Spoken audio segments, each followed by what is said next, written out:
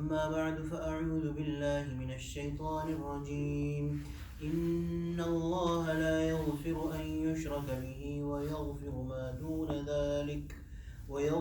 ما دون ذلك لمن يشاء ومن يشرك بالله فقد ضل ضلالا بعيدا.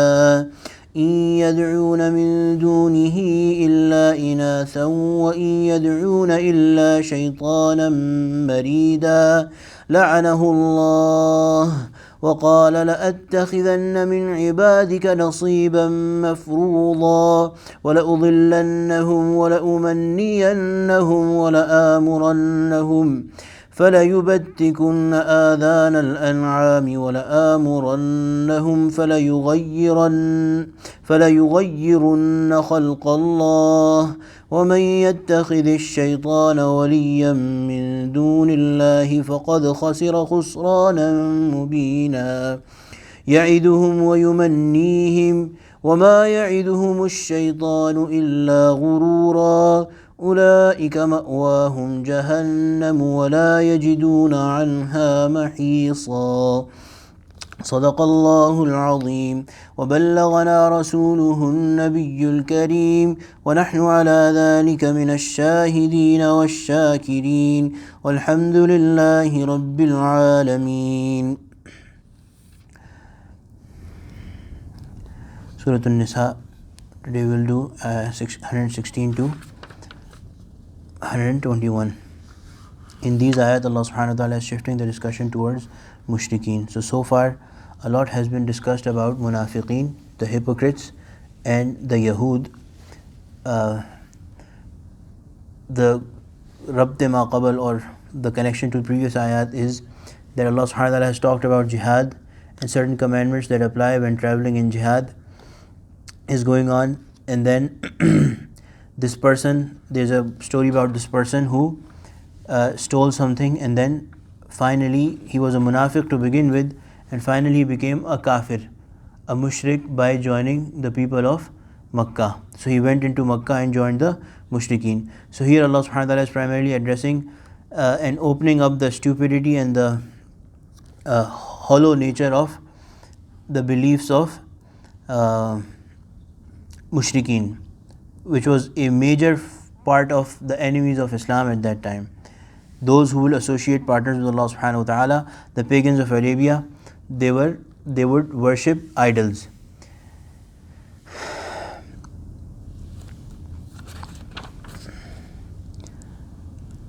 Allah subhanahu wa ta'ala is starting out with saying this discussion, Inna Allah la yaghfiru an yushraka bih. Right away Allah subhanahu wa ta'ala says that surely Allah does not forgive that a partner is associated or ascribed to Him. So shirk is not forgiven.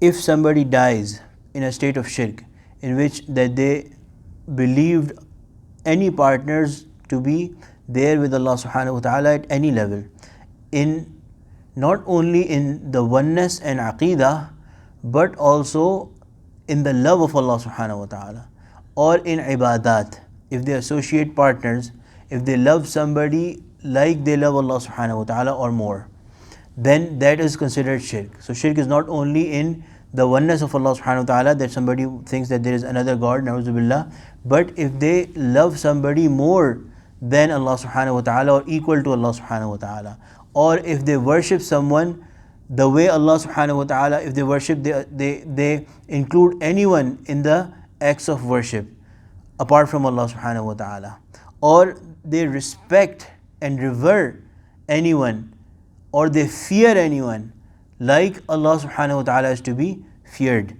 then all of these are forms of shirk. If somebody dies in that state, Allah subhanahu wa ta'ala is saying that Allah subhanahu wa ta'ala is not going to forgive them. So Hazrat al-Fasreen have written that sins are of three kinds, or zulm or injustice is of three kinds.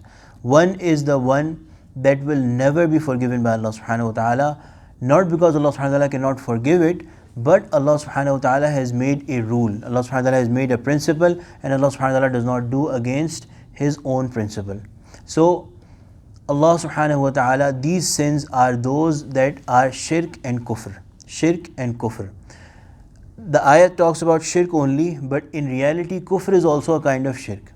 Because kufr is negation. Kufr literally means negation. So, negating the existence of Allah subhanahu wa ta'ala is in fact considering Allah subhanahu wa ta'ala to be equal or less to something else, or negating or not, or turning away from the belief in the order of Allah subhanahu wa ta'ala is also to make something else, although not clearly and doing it in words verbally, but it is in reality making someone equal to Allah subhanahu wa ta'ala, giving something else importance just like Allah subhanahu wa ta'ala, or even more important, making them even more important.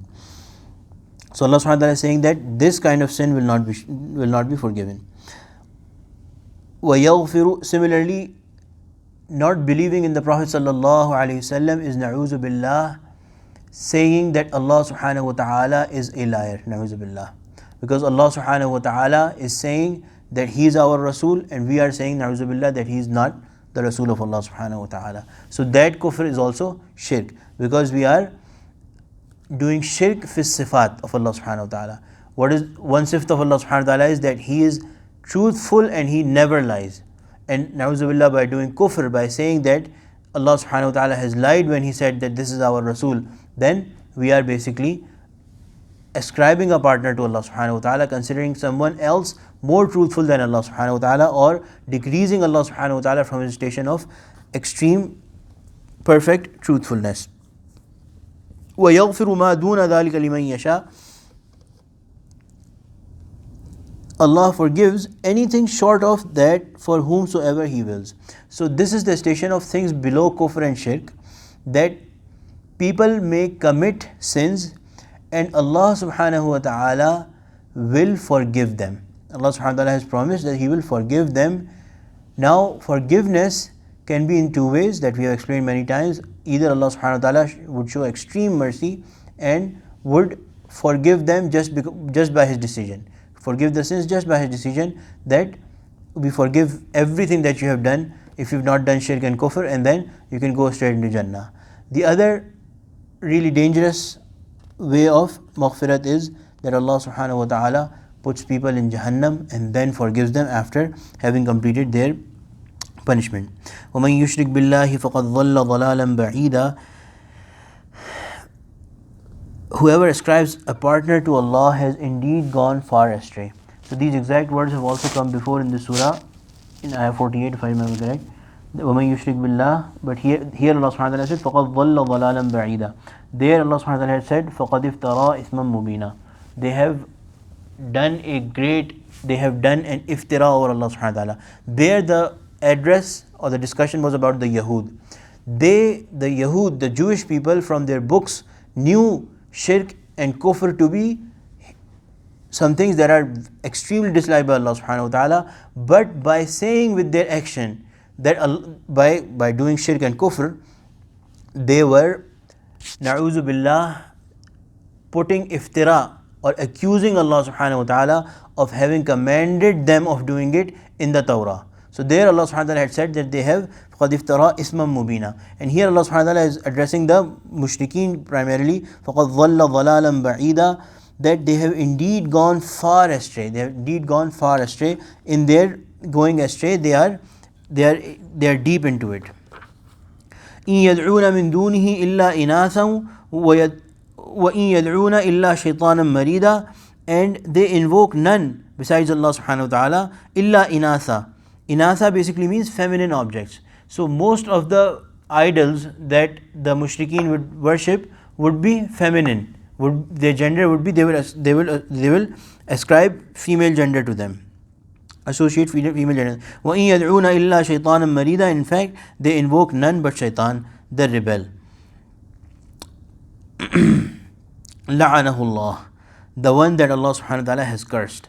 So how can they find falah when they are worshipping someone who has been cursed by Allah subhanahu wa ta'ala? وَقَالَ لَأَتَّخِذَنَّ مِنْ عِبَادِكَ نَصِيبًا مَفْرُوضًا. Now the further on Allah subhanahu wa ta'ala tells us about shaitan. Hazrat ulama have also written a discussion where why is this something that Allah subhanahu wa ta'ala is saying that Allah subhanahu wa ta'ala will not forgive. The reason is that there can be no bigger sin than associating a partner. So someone creates you, and you disrespect them. You disrespect them, and not only disrespect them, but also increase another one of their creations into a level equal to them or more than them. So that is an unforgivable sin.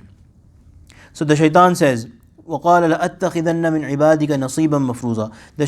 The shaitan had said to Allah subhanahu wa ta'ala, surely I will take an appointed share from your slaves. So what is the share of shaitan from the slaves of Allah subhanahu wa ta'ala? That he will try to, Allahu Akbar, may Allah subhanahu wa ta'ala protect us, he will try to take the slaves of Allah subhanahu wa ta'ala away from Allah subhanahu wa ta'ala, try to snatch them away from Allah subhanahu wa ta'ala. وَلَأُضِلَّنَّهُمْ وَلَأُمَنِّيَنَّهُمْ وَلَآمُرَنَّهُمْ. So these three things the shaitan will do. I will lead them astray, I will tempt them with false hopes, and وَلَآمُرَنَّهُمْ فَلَيُبَتِّكُنَّ آذَانَ الْأَنْعَامِ وَلَآمُرَنَّهُمْ فَلَيُغَيِّرُنَّ خَلْقَ اللَّهِ. And I will command them whereby they shall slit the ears of their cattle, and I will command them whereby they shall alter the creation of Allah. So the things that shaitan will do is that he will try to lead us astray. And how will he do it? He will show us the goodness and the benefit of the things of this world. So he will try to tell us that there is so much benefit in doing this sin, or he will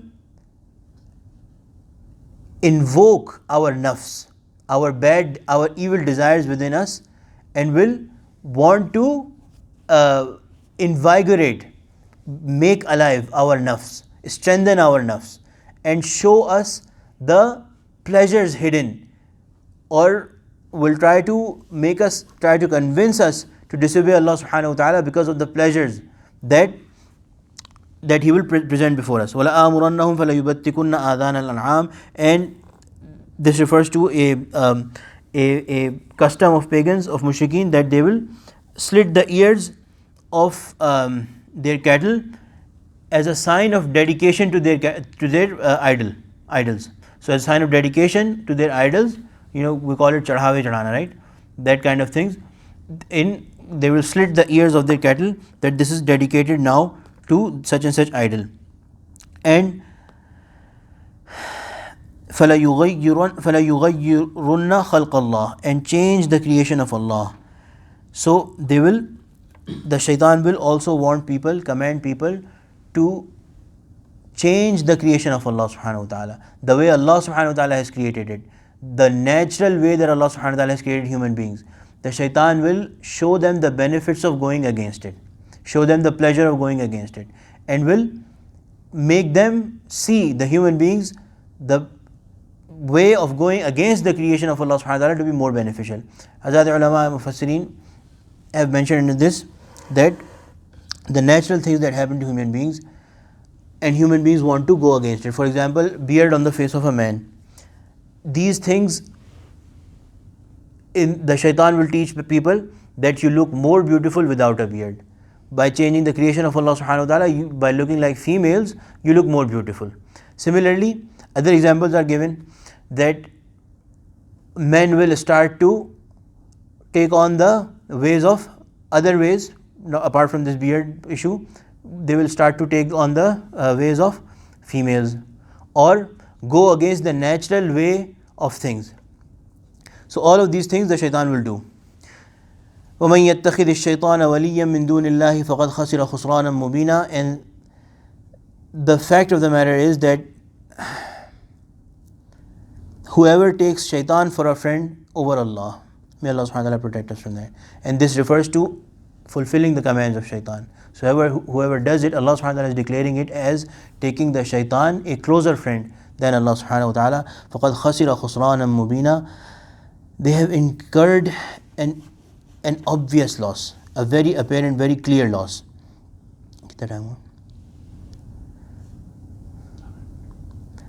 Okay, we'll just do the last ayah. يَعِيدُهُمْ وَيُمَنِّيهِمْ. The shaitan makes promises to them, وَيُمَنِّيهِمْ, and tempts them with hopes. So he aggravates the hopes and gives them false hopes. وَمَا يَعِدُهُمُ الشَّيْطَانُ إِلَّا غُرُورًا, and whatever he is tempting them with, whatever promises that he is making to them, they are all a deception. They are nothing but deception. May Allah, أُولَٰئِكَ مَأْوَاهُمْ جَهَنَّمْ, these people are headed, Allah subhanahu wa ta'ala is concluding the discussion, these people are surely headed to Jahannam. Their station, their abode is Jahannam. وَلَا يَجِدُونَ عَنْهَا مَحِيصًا, and they shall find no escape from it. So basically, again reiterating the fact that mushrikeen and kuffar will be put into a hellfire and will never be pulled out of it. Unlike the mu'mins, the believers who would have believed in Allah subhanahu wa ta'ala, and if they would have faltered, Allah subhanahu wa ta'ala will forgive their sins and which are minor compared to shirk and kufr, and send them ultimately into Jannah. الحمد لله رب العالمين والصلاة والسلام على سيد المرسلين ربنا ظلمنا أنفسنا وإن لم تغفر لنا وترحمنا لنكونن من الخاسرين رب اغفر وارحم وأنت خير الراحمين اللهم اجعلنا من أهل القرآن الذي أهلك وخاصتك اللهم إنا نسألك الجنة وما قرب إليها من قول وعمل ونعوذ بك من النار وما قرب إليها من قول وعمل صلى الله تعالى على خير خلقه سيدنا ومولانا محمد وعلى آله وصحبه أجمعين آمين برحمتك يا أرحم الراحمين.